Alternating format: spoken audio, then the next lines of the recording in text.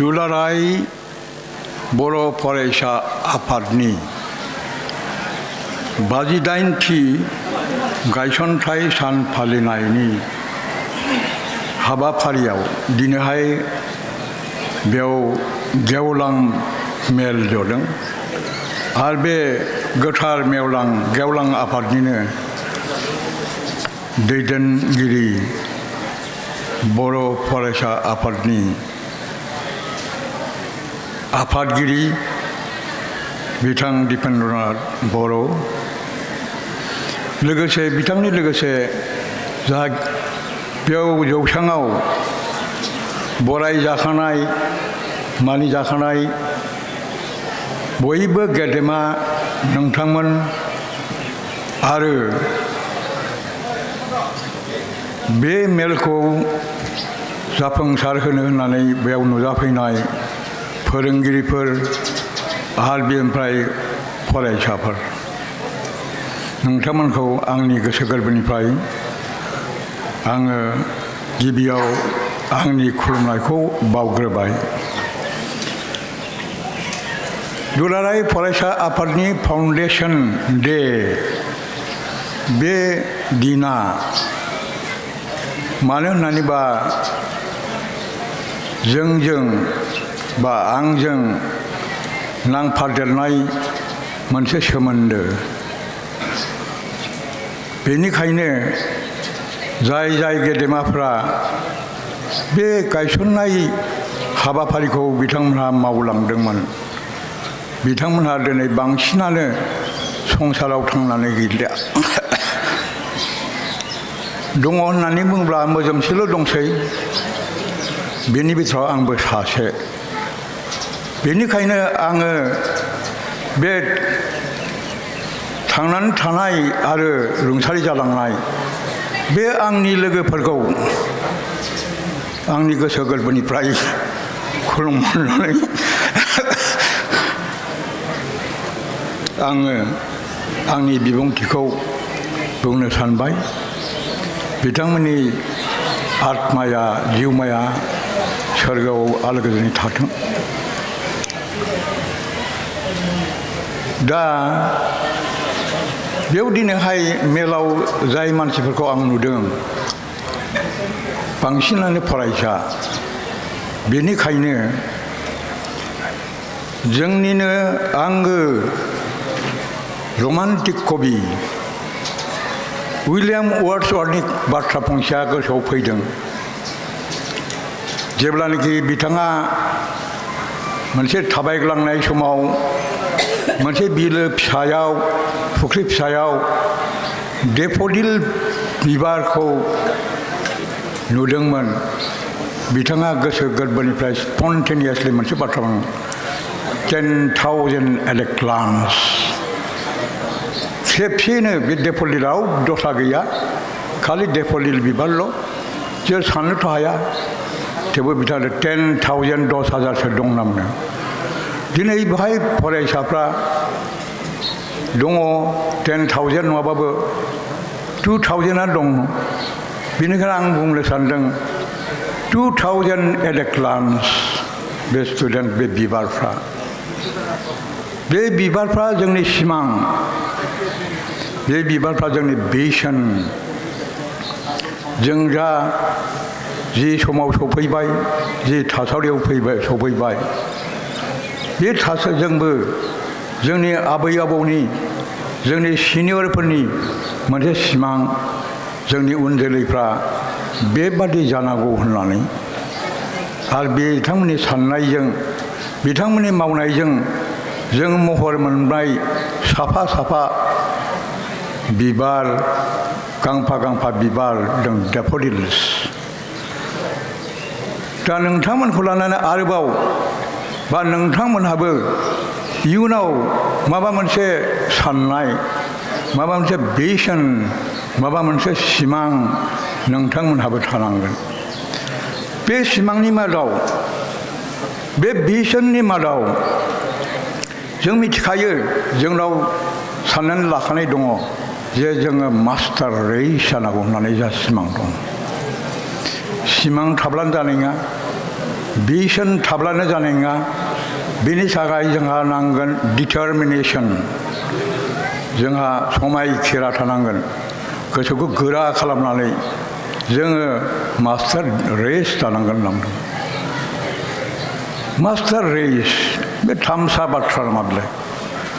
थामसा सोदोब नामा बिलाय मास्टार माने मालायखौ फोरोंनो हानाय मास्टार माने गावनि फरायसाफोरखौ फोरोंनो हानाय दा मास्टार रेस जायोबा बे रेसआ बे हारिया मालायखौ फोरोंनो हानाय जानांगोन गावथ' गाव मजबुत जाखाबाय दा जोंनियाव सोंलुआ बेनो जों मजबुत जादोंना जायाखै साफा सानैया जादों नाथाय नट एज ए रेस बे साफा सानैया मजबुत जानानै जोंनि समाजखौ खांलांदों जोंनि समाजनि थाखाय कन्ट्रिबिउसन होलांदों जोंनि समाजनि थाखाय थैलांदों बेयाव मोनसे बाथ्रा फैबावो आंनिनो फेभारेट पइन्ट जाय मानसिया हारिनि थाखाय समाजनि थाखाय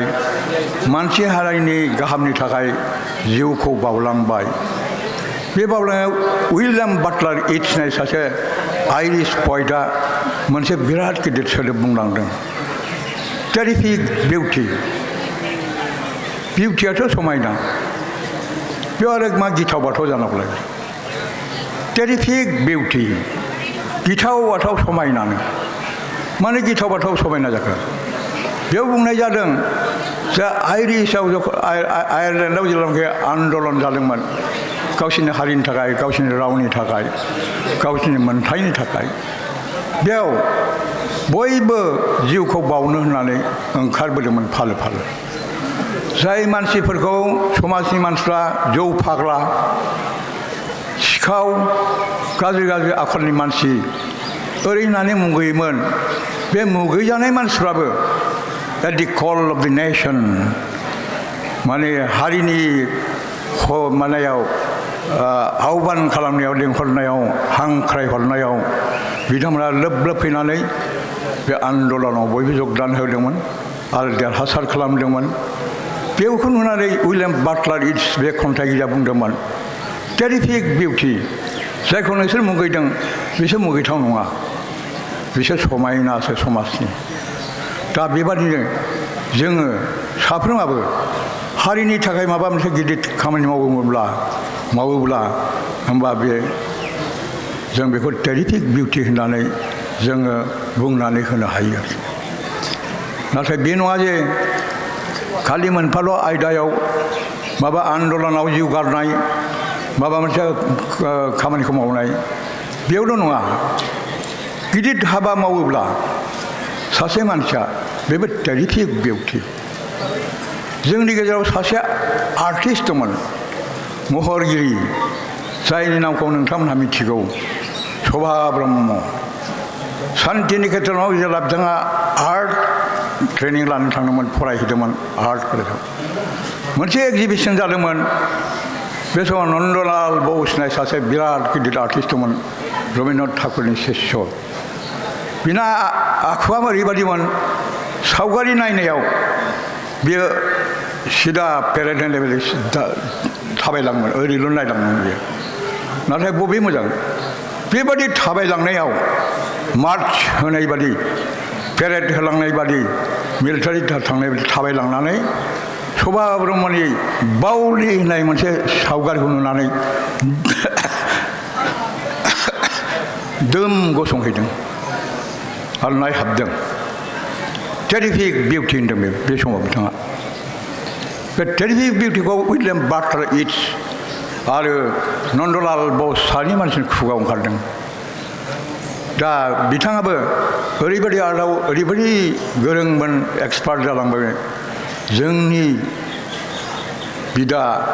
जोंनि बुंनो थाङो गिबि जोलैफोर बिथांमोनहाबो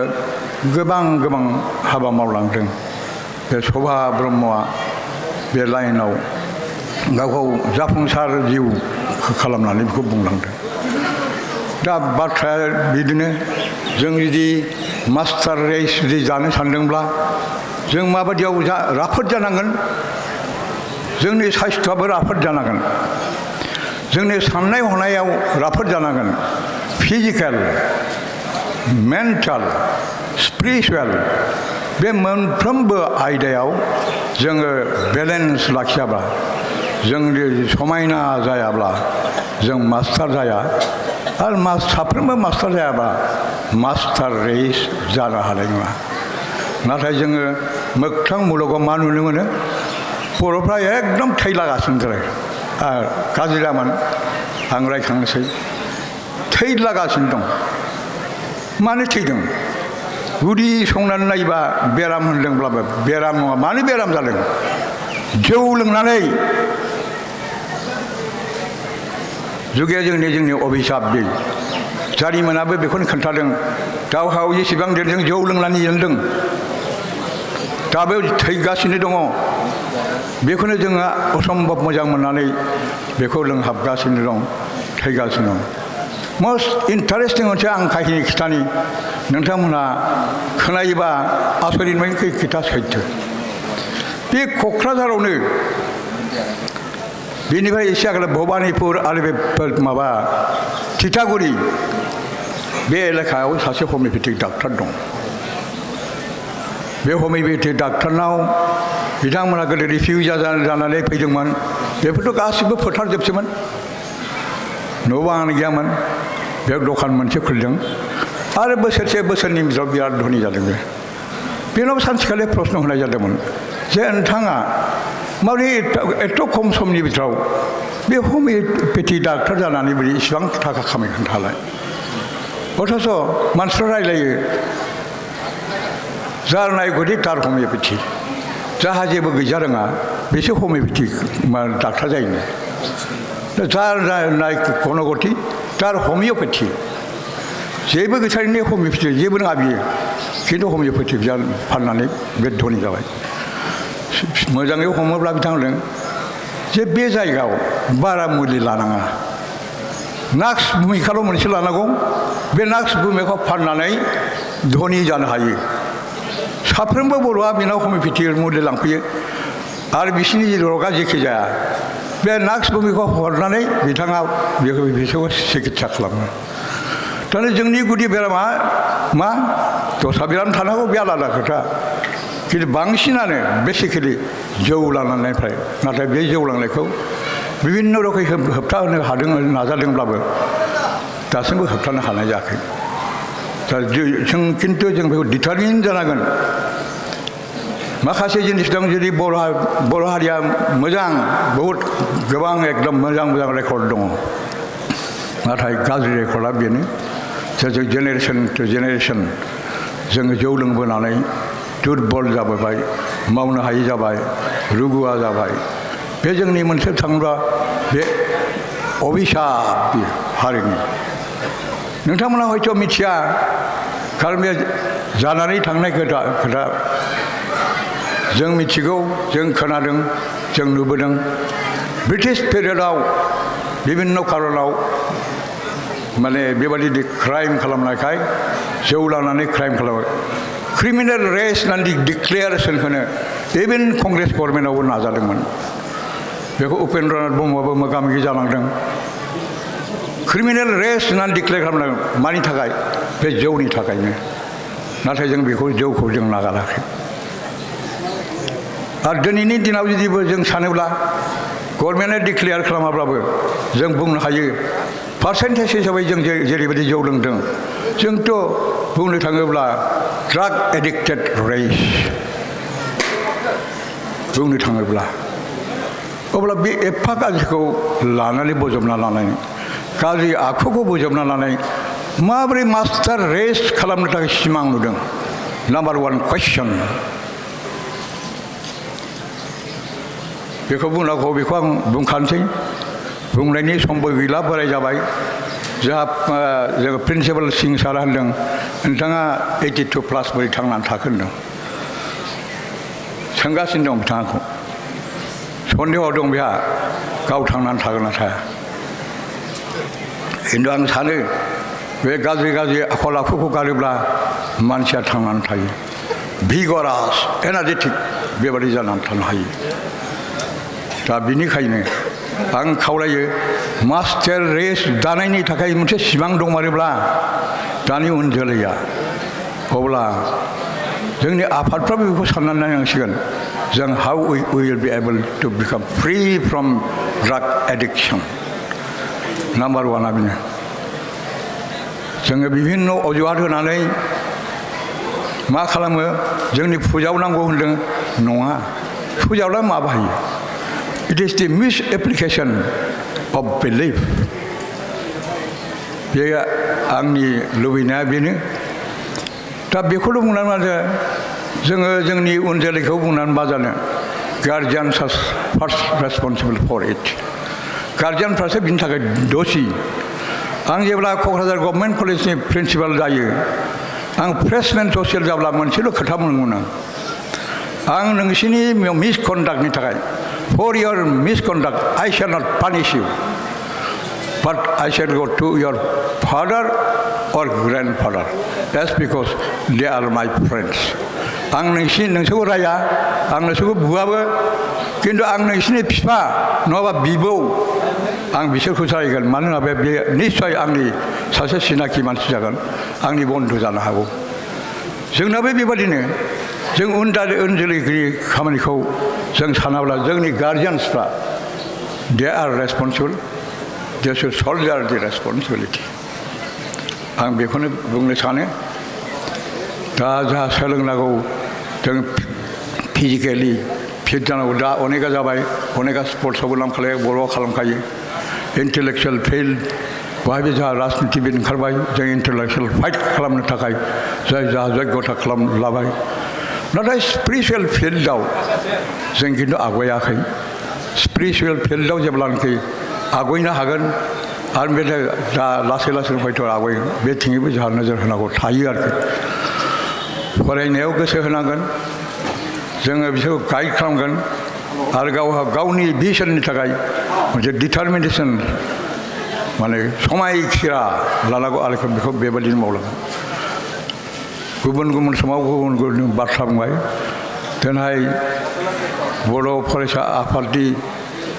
फाउन्डेसन डेआव मानोना बे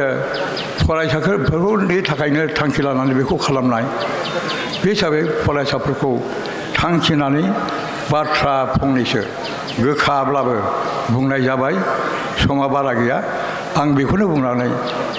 समाजखौ खावलायनानै उन जोलैखौ खावलायनानै गाज्रि आखल आखु बेफोरखौ नागारनानै मास्टार रेस खालामनाय जा सिमां बे मोगथां जाथों बेखौनो इसोरनाव आर'ज गाबनानै आं आंनि बुंनायखौ बाहायनो फोजोबबाय